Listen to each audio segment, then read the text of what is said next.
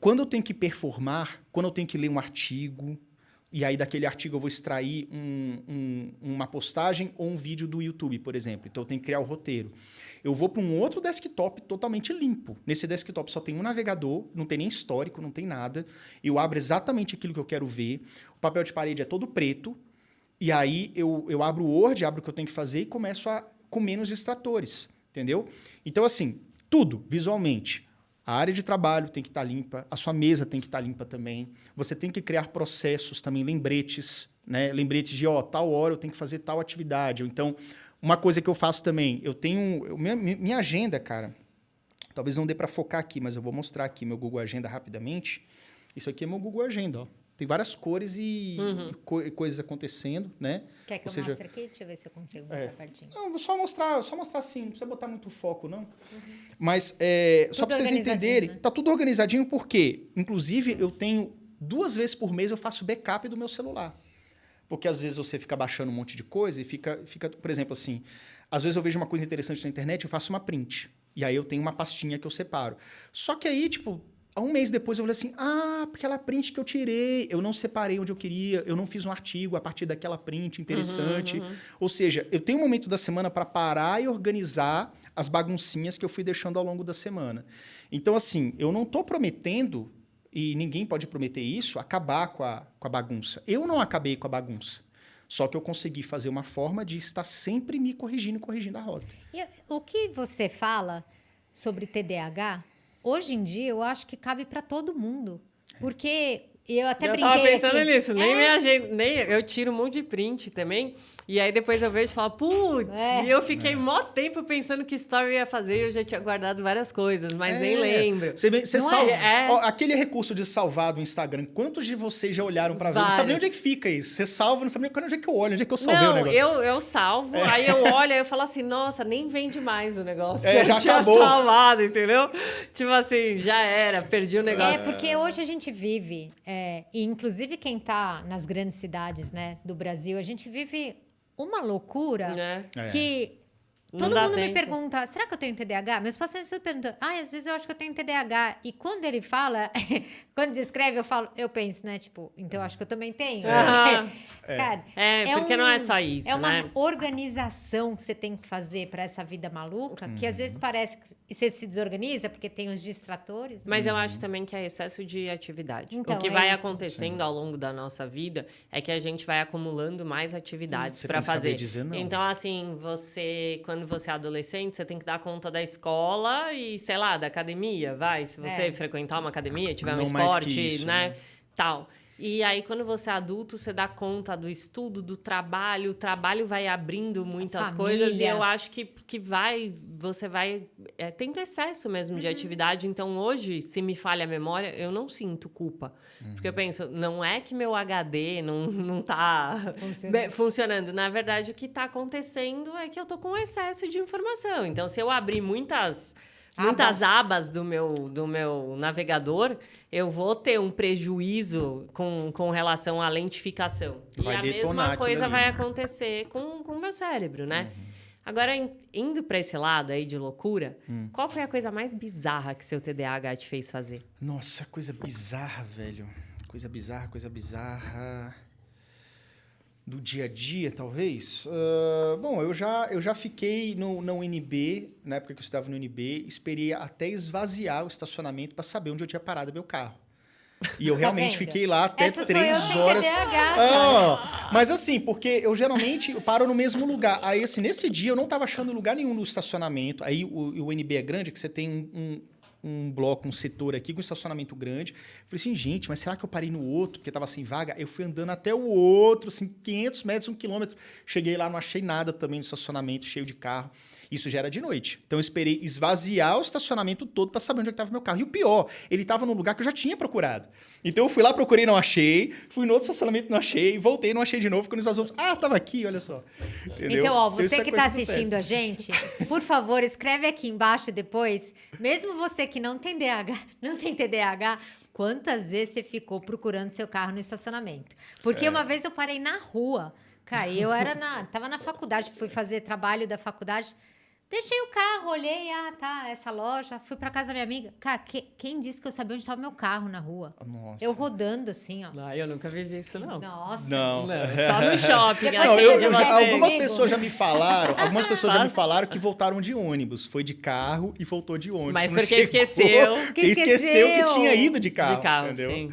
Tá vendo? Então, isso pode acontecer. Esse tipo de esquecimento, obviamente, é comum com qualquer pessoa, né? Qualquer ser humano e tudo. Agora, uma coisa que eu acho que pega no TDAH bastante é a questão da sua autenticidade, né? Tem muita gente que tem um problema de não conseguir ser você mesmo em eventos sociais, em encontro com as pessoas. Muitas pessoas não se aceitam e não é nem questão do TDAH. Às vezes não tem nenhum laudo, mas ela já tomou tanta pancada por ser ela mesma, às vezes um pouco estabanada, às vezes um pouco desatenta mesmo, ou desconectada das conversas, né? E isso faz com que a pessoa acabe sendo preterida de alguma forma. Então, a pessoa acaba entrando num ciclo de inautenticidade que é muito nocivo. Aí, às vezes, a pessoa ela vai para um psicólogo por conta dessas questões de socialização. A psicóloga dá uma dica, ela tenta aplicar aquela dica, mas ela continua desconectada. Já aconteceu isso com você? Aconteceu durante muitos anos. Tenta dar um exemplo só para ficar mais... Sim. A vida inteira, durante a infância e adolescência, eu tinha muita... Eu criava, sem perceber, sem saber o nome, eu criava alguns arquétipos, né? O eu forte e o eu fraco. Geralmente, mais o eu fraco. O que é o eu fraco? Às vezes, para tentar interagir com alguém, eu fingia que não estava entendendo do assunto. Eu fingia que, nossa, é mesmo, poxa, eu nunca vi isso, me explica mais. Sendo que não, eu já tinha visto isso, eu poderia contribuir... E mesmo que já tendo visto, eu poderia pedir, mas qual que é o seu ponto de vista sobre esse tema, né? Mas, às vezes, você cria esse arquétipo do eu fraco para você tentar... às vezes, por exemplo, tem muita pessoa que utiliza o eu fraco, esse arquétipo, no sentido de não saber falar corretamente algumas palavras, né? Então, por exemplo, assim, nossa, ontem choveu pra caramba naquela cidade, inundou tudo, teve uma catástrofe. Pô, cara, você sabe que o nome é catástrofe, entendeu? Só que a pessoa finge que não sabe para meio que dar uma travada e tentar ali entrar por baixo na conversa, entendeu? Mas o que você ganha isso é uma forma. Então, você ganha uma atenção, só que uma atenção inadequada. Porque às vezes a pessoa ela pode ter uma impressão errada sobre você. Ela, não, vem cá, vou te explicar aqui, vou pegar na sua mão, vou te explicar. Mas do tipo assim, nossa, que chato, não sei o quê. Sendo que se você entrasse de igual para igual... ou mesmo entrasse só com a tua bagagem mesmo, não precisa igualar e nem nivelar nada, ser só autêntico, que a autenticidade, cara, é a melhor coisa que você pode fazer na sua vida. A gente já vai falar sobre isso. Mas se você entrar com a sua autenticidade, você consegue contribuir, a pessoa ela fica feliz em estar podendo entender que, cara, pô, legal, esse cara também pode me ensinar, eu posso ensinar para essa pessoa, a gente tem uma troca aqui, e aí você tem uma socialização são métodos melhor. que, no caso, você está contando Fugas. De você, né? Mas você diria que esse eu fraco é uma coisa consciente? Não, é uma coisa inconsciente. Ela fica consciente depois que você percebe que aquilo simplesmente não tinha motivo de existir. E isso é uma forma de você ser inautêntico, né? O eu forte seria o seguinte, você começa a criar histórias e mentiras e tudo que a pessoa fala. Isso não acontecia muito comigo, não. Como eu falei, era mais o eu fraco. Mas é aquela pessoa que você conta uma coisa, a pessoa... Não, isso já aconteceu comigo também. Ou então, tipo assim, não, eu quebrei uma perna. Pô, eu quebrei as duas ontem. Pô, olha só e tal, entendeu? Então, a pessoa fica sempre... Não é nem a questão da mentira patológica, né? Que tem algumas pessoas até famosas aí que ficam contando história o tempo inteiro. Mas é o fato de você estar sempre tendo que mostrar assim, não, cara... Você já foi em tal lugar lá em São Paulo? Fui, várias vezes. Fui, várias vezes. Como é que é? Então, começa a inventar, assim, e aí a pessoa ela vai se enrolando na própria mentira. Não, cara. Fala assim, não fui. Como é que é? Pô, da próxima vez que eu vou em São Paulo, eu vou conhecer. Você não precisa dizer que já foi para se inteirar. Seja você, tá ligado? Então, esse tipo de inautenticidade acontece muitas vezes quando a pessoa tem alguma dificuldade de se conectar e acredita que se ela se fantasiar de um outro tipo de arquétipo, e às vezes ela até finge ser uma pessoa que ela conhece. Então, por exemplo, às vezes na escola, pode ser com um homem ou com a mulher, às vezes na escola tem uma pessoa, um cara lá, um colega que você acha que é um cara que é mais sociável, que é um cara que fala alto, que gesticula muito, que pula e tudo, e você quer meio que imitar essa pessoa, sendo que aquilo não é você de verdade. Então, você vai ficar só uma versão pirata da pessoa. Vou falar uma coisa a esse respeito. Uma pessoa me chamou uma vez no Instagram e falou assim, eu curti muito seu conteúdo, não sei o quê, eu gosto muito do Wesley, você fala igualzinho a ele. E aí, eu peguei e pensei assim, bom, se eu tô falando muito parecido, é que eu tô consumindo demais. conteúdo dele. Então, eu acho que eu tô trazendo esse... E não é quem eu sou. Então, foi um feedback para que eu pensasse assim, vou resgatar mais quem eu sou, porque talvez eu esteja consumindo demais e isso está interferindo, porque às vezes de tanto que você vê, você vai internalizando. Vê e gosta, né? E aí, eu levei isso justamente porque eu fiz curso de oratória, eu fiz Escola Reinaldo Polito, e quando eu fui fazer o curso de oratória, na verdade, era para perder o medo de falar em público, né? E tanto que o nome do curso Você já teve medo de falar em público? Olha, Nathalie. Não, na verdade, tipo assim... Vergonha, né? Vergonha de falar em público. Dava uma travada, digamos assim, né? Não, tipo, vergonha, assim, de você se expor e tudo mais. E aí, quando eu entrei lá, eles filmam você falando e você tem que se assistir. E eu ficava, tipo... Porque eu sou muito expressiva e eu detestava isso. Então, era uma coisa que eu falava assim, eu queria ter um rosto mais neutro, mais, tipo, poder falar das coisas sem tanta expressão.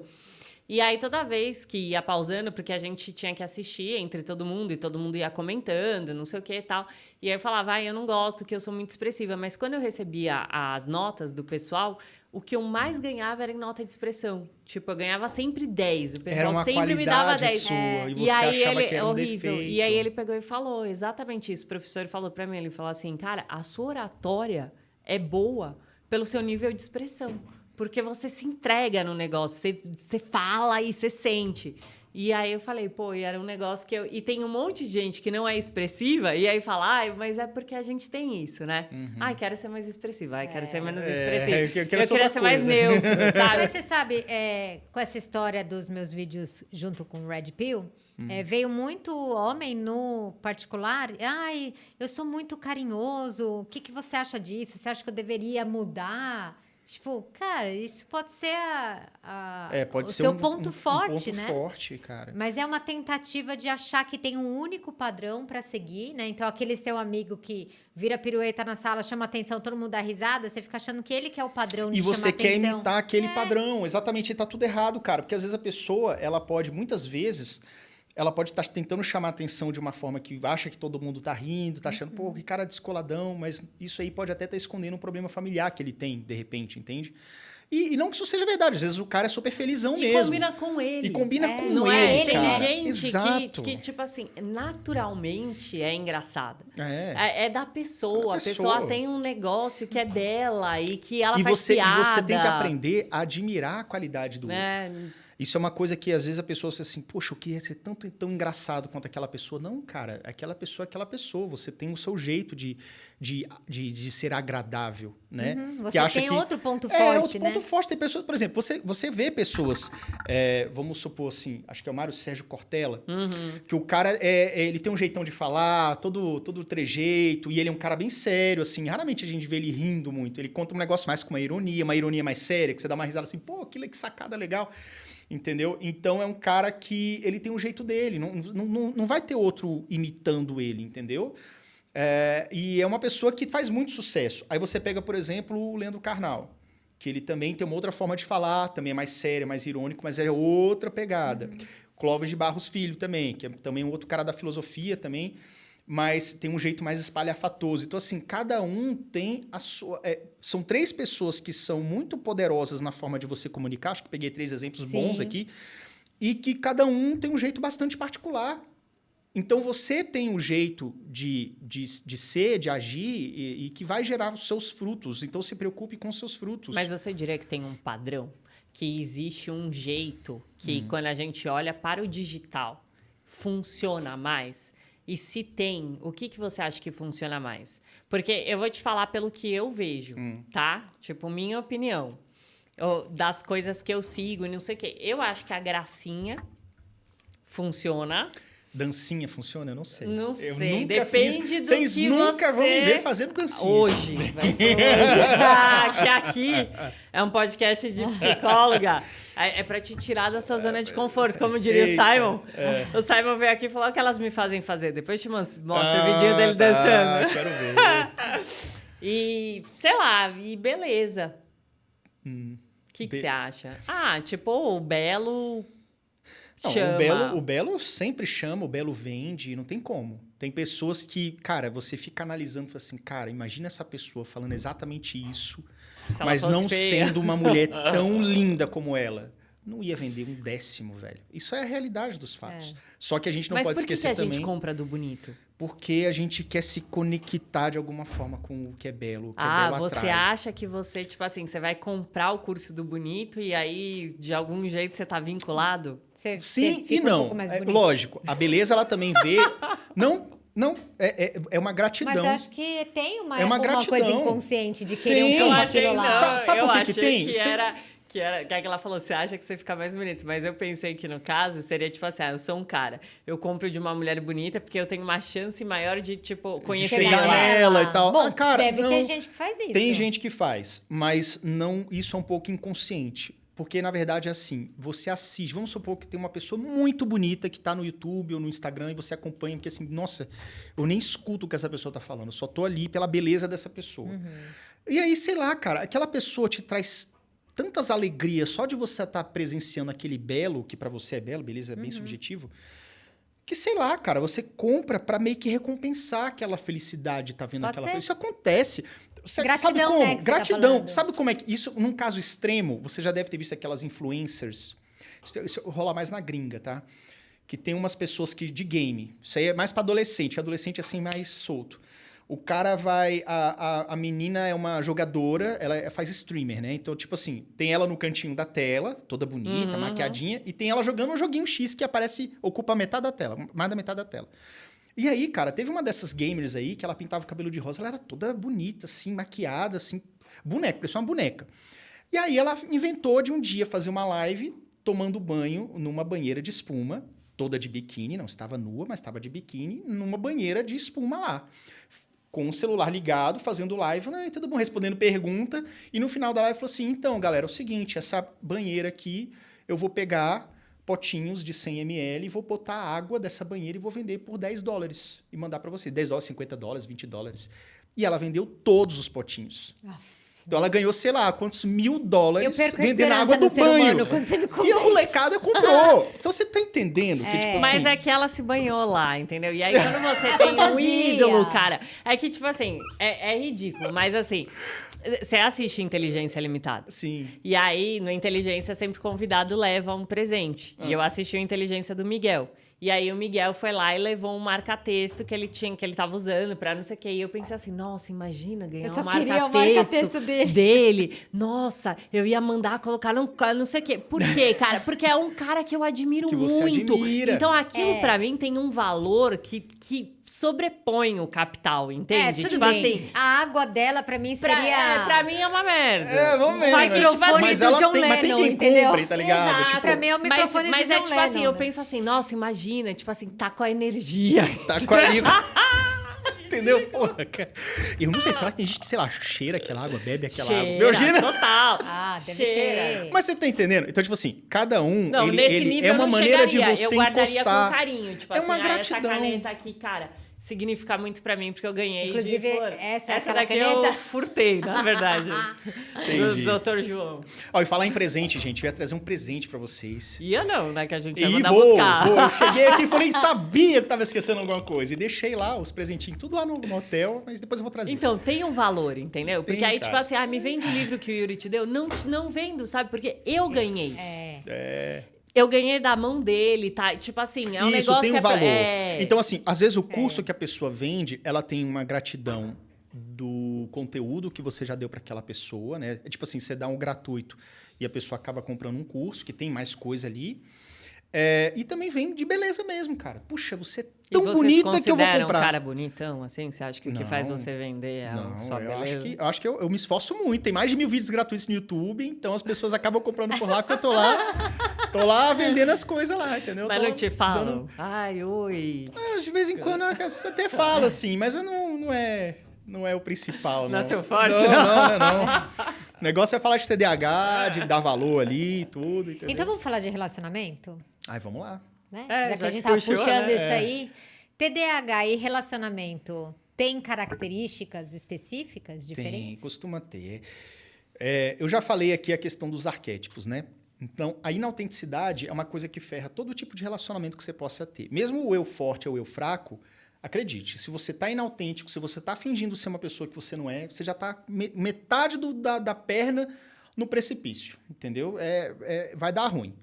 Então, isso pode acontecer também nos relacionamentos afetivos e também por conta de questões do tipo impulsividade, do tipo esquecimentos constantes. A pessoa, às vezes, tem TDAH, ela esconde do parceiro que tem TDAH. Na verdade, você não está escondendo, né? Você tá na sua cara o TDAH todos os dias, só que você só não está dando nome para isso. Então, às vezes, você tem um esquecimento muito bobo que você teve, mas outra pessoa pode interpretar assim, puxa, a pessoa não gosta mais de mim, a pessoa não me ama, a pessoa, sei lá... Não lembrou nosso aniversário, de namoro, de não sei o quê. E às vezes você só esqueceu, porque você tá com a cabeça cheia, cabeça na nuvem, tá com muita informação, né? Que o TDAH tem esse negócio, parece uma TV chiando, a TV de tubo chiando, assim. Não tá muito bem sintonizada. Então, aquela chiadeira faz com que você perca um pouco a consciência das prioridades, as lembranças de datas importantes, pode acontecer.